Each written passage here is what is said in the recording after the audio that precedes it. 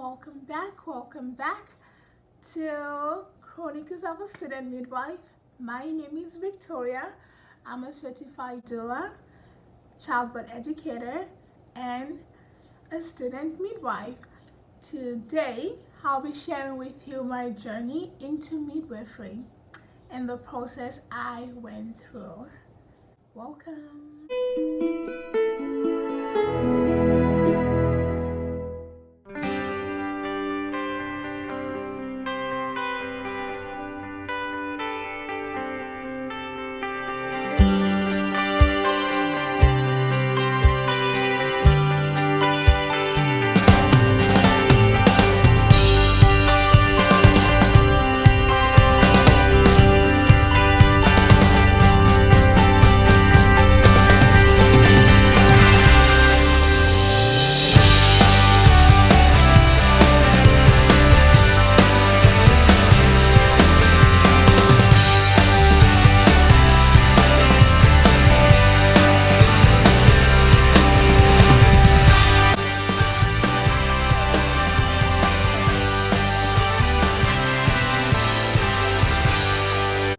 My first birth when I was 16, and it was a C-section, and then I volunteered in a hospital in the maternity ward for a couple months, about maybe 3 to 4 months, and I just helped, just observed birth, and then I helped wherever I could.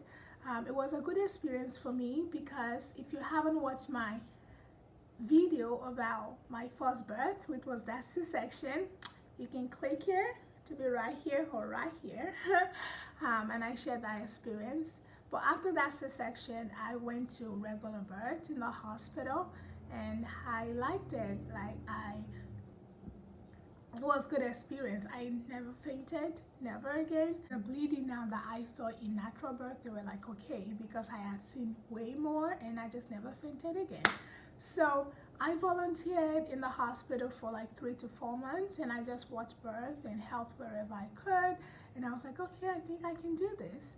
And then I came to college, and I was in college for about 20 half years, and I was just doing schoolwork for midwifery and health and all of that. And during those times, I did volunteer here and there and taught childbirth education.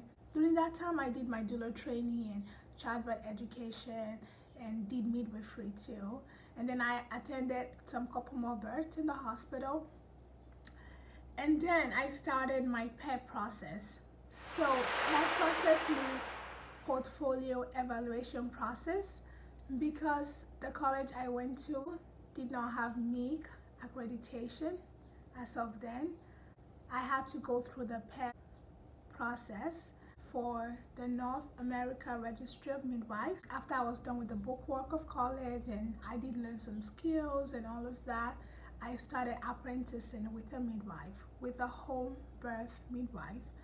And the way the PEP process works, the way PEP process goes is it has 3 stages. And the first stage, like labor, has 3 phases. First, you observe 10 births in any capacity, as a doula, just an observer, whatever. You just observe 10 births. And I was with a home birth midwife. That was how I observed mine, and I helped out whichever way I was needed. And then I moved to the next phase, which was assisting under supervision. And then I was more actively helping the midwife with anything that was needed, taking vitals, heart tones, checking the mom. I went to lots of prenatals, postpartums, all of that. And then I moved into the primary phase, and actually I left that other midwife and I went to another place to apprentice. It's better if you work with as many midwives as possible, because you get a lot of more experience. Midwifery is a science and also an art, so different people practice differently. And so I went to another place, and it was very busy. I really loved both places, and I learned so many other things. And that was really where I started my primary. I started first with assisting there, because people want to get to know you and all of that and what you know. And then I went into primary, And primary births, you really just, you make the decisions and all of that, but of course you always have someone, supervising you, and you do more of the catching and more of the leading, giving directions of what other people should do. So I really enjoyed that. Then you also have continuity patients, the patients that you care for at least from the second trimester to when they give birth, and also postpartumly. You have to have 5 of those. So with all these different phases, there are different birth requirements, there are different prenatal requirements, there are different postpartum requirements. If you'd like me to go more into details, leave me a comment. I can make another video going more deeply into this. And after these 3 phases, then you need to get your CPR, which is your cardiopulmonary CPR, and also your NRP, neonatal resuscitation. I actually had to get it before I started my apprenticing, because it's just, you don't know when you'll be needed to help with resuscitating a baby or a mom. And then I took a class called Cultural Competency. It's an online class I took, and it was good because it helped give a wider range of how to care for people from different backgrounds, different culture. By the way, I'm in the US, and so this is a requirement for out-of-hospital midwives in the US. And you'll become a certified professional midwife, a CPM. CPMs are knowledgeable, skilled, and professional independent midwives that have, their own practices, and they care for low risk, healthy women and pregnancies. And so I just feel so privileged to be able to have gone to home births, and I still do that now. I attend home births, and it's beautiful to see that birth is normal, is part of who we are. And it's beautiful. It's part of the society, the community, to have birds. And it's a mandate from God. It says, be fruitful and multiply, right?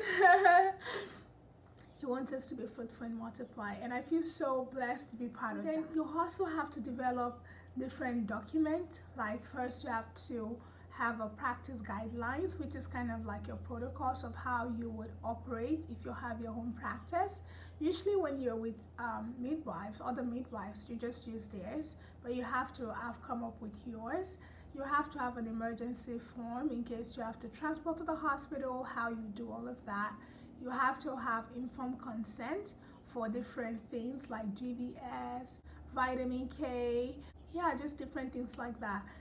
GTT, glucose tolerance test, just different informed consent documents that shows your shared decision between the client and yourself.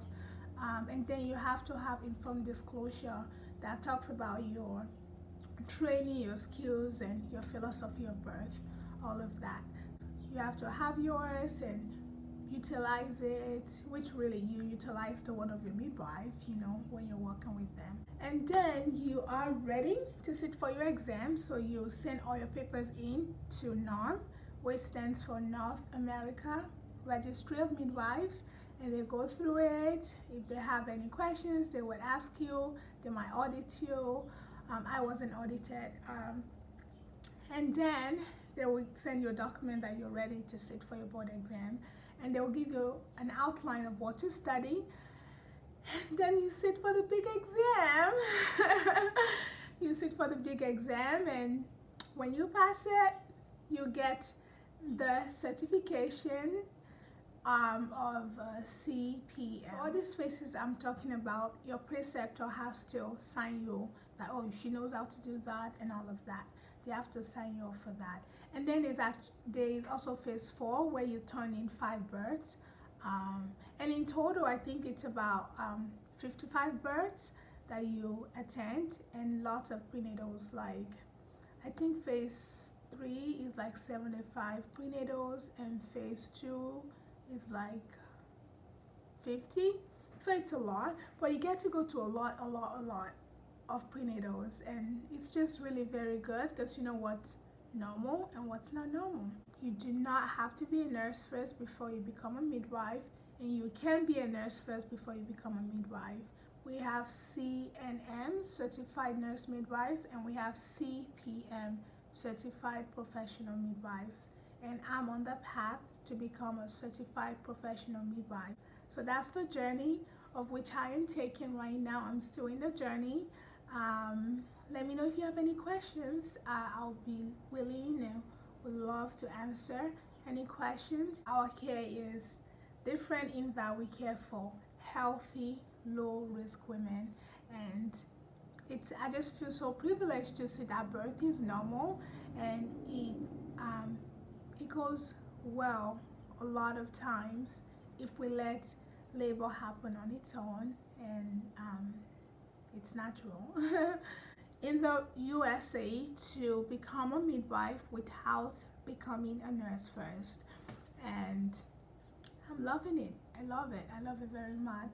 I know in the UK some people like they go to universities first and all of that, but this is different. Anyways, thanks for watching my video today. If you have any questions, let's interact in the comment section. Follow me on my social media handle. I'm on Instagram. Follow me to see more things I do, and I would be trying to upload at least twice a week. And I just really want to help student midwives like myself and just share what more midwifery is about and my journey into it. And yeah, if you find this video helpful or educative, don't forget to share with a friend, to give this a thumbs up, and also subscribe if you haven't. Thank you, and remember to be the best version of yourself and to continue to grow. See you in my next video. God bless and bye-bye.